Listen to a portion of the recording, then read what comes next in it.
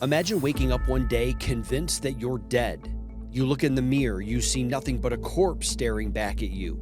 You believe that your organs have stopped functioning, your blood has been drained, and your flesh is rotting away, yet somehow you're still here, trapped in a nightmarish existence between life and death. This is the haunting world of mass psychosis in 1880, shrouded in controversy where everyone believes they are dead.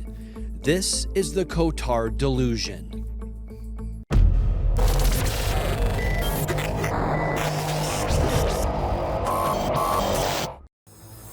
A frantic, well-dressed man bursts into a doctor's office and screams, "I'm dead," insisting he is a rotting corpse with organs that have turned to mush under his fancy clothes. Another woman is convinced she has no brain, no nerves, no chest, and no stomach, and she believes she is absolutely 100% a hollow shell. This is the frantic scene that's unfolding in 1880 at the office of Dr. Jules Cotard. A 43-year-old Parisian woman named Mademoiselle X tells them that her body is nothing but a decomposing corpse, that her organs have turned to dust, and that her brain has long since rotted away. She refuses to eat, insisting that the dead have no need for sustenance. The doctors, they're baffled. I mean, they've seen a lot of madness before, but never like this. Never a delusion so complete, so all-consuming that it defies all reason and all logic.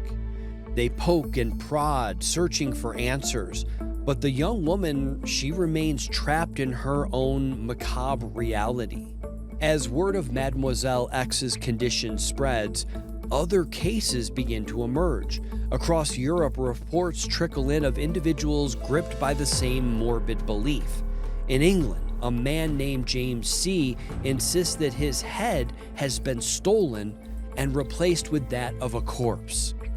In Germany, a woman named Frau K. believes that her body has been invaded by worms and is slowly devouring her from the inside out. The medical community is thrown into turmoil. This is a new form of madness, a disease of the mind that threatens to spread like the plague? Or is it something else entirely? Is it a glimpse into the dark recesses of the human psyche? That's what they're trying to figure out.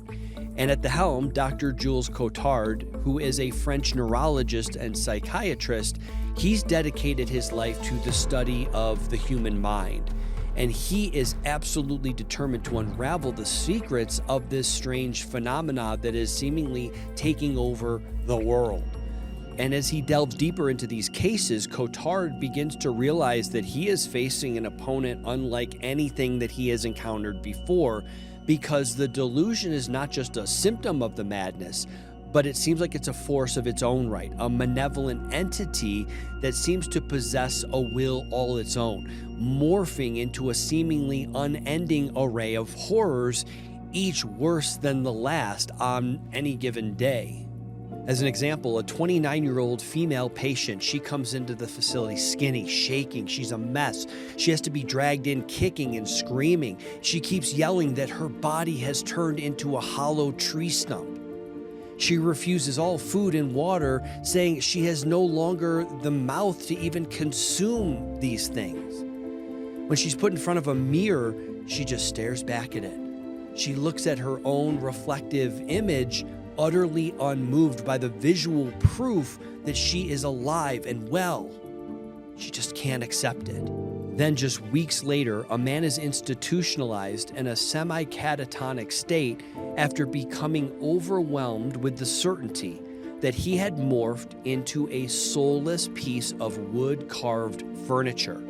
His limbs remain held in a rigid, fixated place for hours in whatever position they were placed. It could be a chair, a table, a cabinet. Despite his youth, his mind had entirely renounced all sense of being a living, breathing person. But it was the delusion that overtook a middle-aged English governess that proved most chilling. This poor woman fell into a vegetative stupor after her psyche became hijacked with the certainty that she was no longer human, but was instead entirely made of glass. With a vacant stare, she repeatedly told her caretakers, "Be careful, be careful, I'll shatter into pieces." Gone was any recognition of her own physical form. Her sense of selfhood as a thinking, feeling entity of flesh and spirit had been removed. It was gone. And what remained was her fragile, transparent delusion and the terror of what seeing one's own negated existence could bring. And no matter what the doctors tried, they couldn't snap these people out of these freaky delusions. They held up mirrors, brought in sobbing loved ones, even had the priests pray over them. But nothing worked. It was like something had reached into their heads and ripped out the part that made them human. And as more and more of these living dead started to fill up the hospitals and the asylums, the staff began to wonder if this was more than just a bunch of isolated incidents. Maybe there was something bigger going on, some kind of existential plague that was spreading throughout people's minds. Things that were making them give up on being human, being alive. And if it could happen to these normal-seeming people, who else might be vulnerable? What if this was just the beginning of some mass walking nightmare that could bring society to its knees? Now, the doctors were used to dealing with madness, but this felt different. It was like they were staring into the abyss of the human psyche, watching it unravel in real time. And they had no idea how to stop it. Despite their efforts, everything they tried, nothing seemed to work. It couldn't get through to them. So as the long dark winter set in, a sense of dread crept over the asylum. The staff couldn't shake the feeling that something truly terrible was really taking root.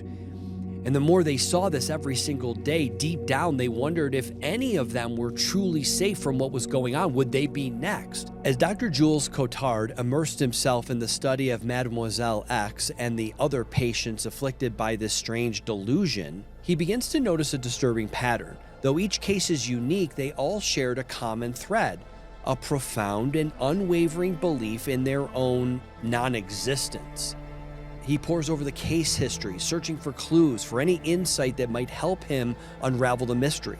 He interviews the patients, probing their memories, their beliefs, their deepest fears. And although the personal backgrounds of many of these patients, including Mademoiselle X, remain largely unknown, one can imagine that he begins to speculate about the potential role of emotional factors in the development of the delusion. I mean, that's what he does. So he's wondering if the profound sense of guilt or shame that was experienced by some patients might be a contributing factor, a way for the mind to cope with the overwhelming burden of these negative emotions that they carried with them every day. They just didn't know how to process them.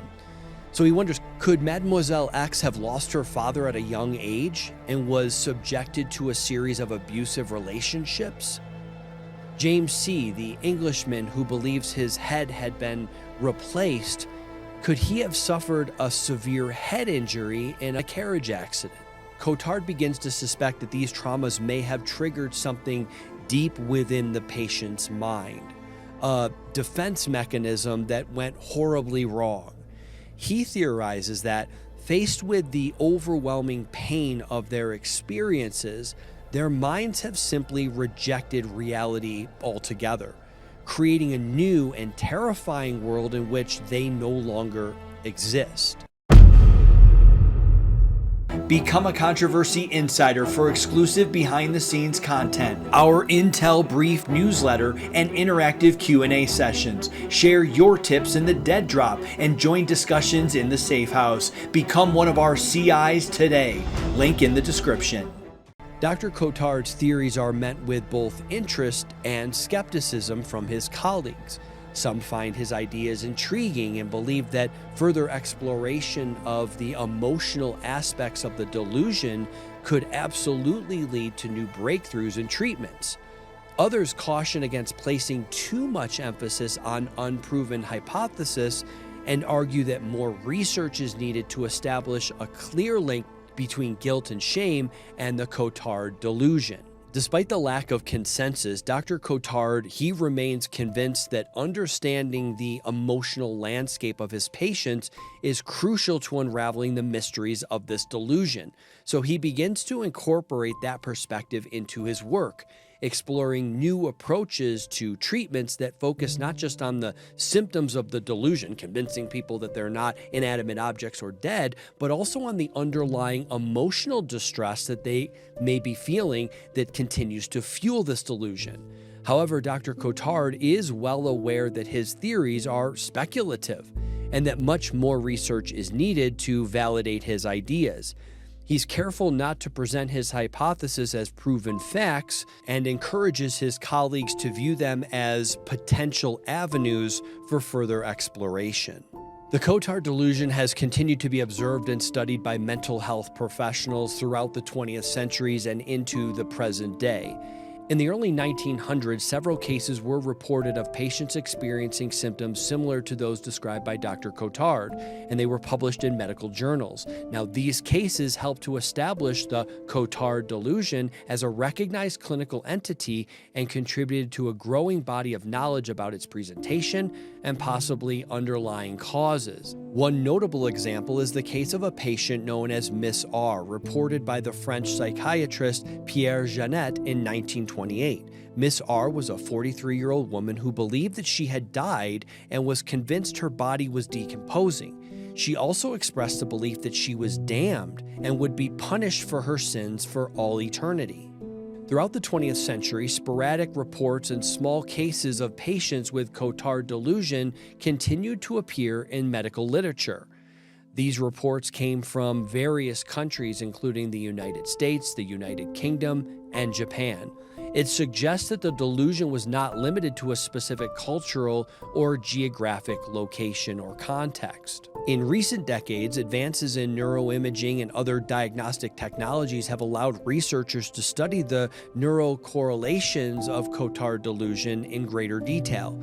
Some studies have suggested that the delusion may be associated with abnormalities in the brain regions involved in processing sensory and emotional information, as well as maintaining a sense of self. Despite these advances, the Cotard delusion remains a challenging condition to treat, and there's no universally accepted standard of care. Many patients are being treated with a combination of antipsychotic medication, antidepressants, and psychotherapy to help patients manage their symptoms and improve their overall functioning. Now, today we know that the Cotard delusion, it's rare, but it's also a very real condition that can have a devastating impact on those who suffer from it. We know that it often occurs with other mental health conditions such as depression and schizophrenia, and that it can be triggered by a wide range of factors from brain injuries to severe emotional trauma.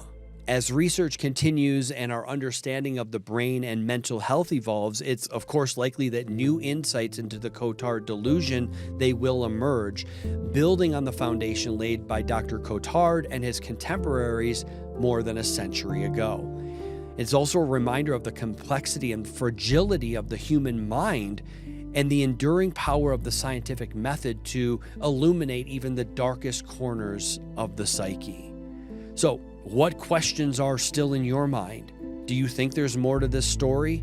We'll revisit this case later if new details emerge. But for now, share your theories and your thoughts in the comments and stay tuned. Thanks so much for joining me on Controversy. If you enjoyed this episode, please like, subscribe, and share. It really helps the channel grow, and it helps more people discover how we're unraveling stories of scandal, true crime, and unexplained events.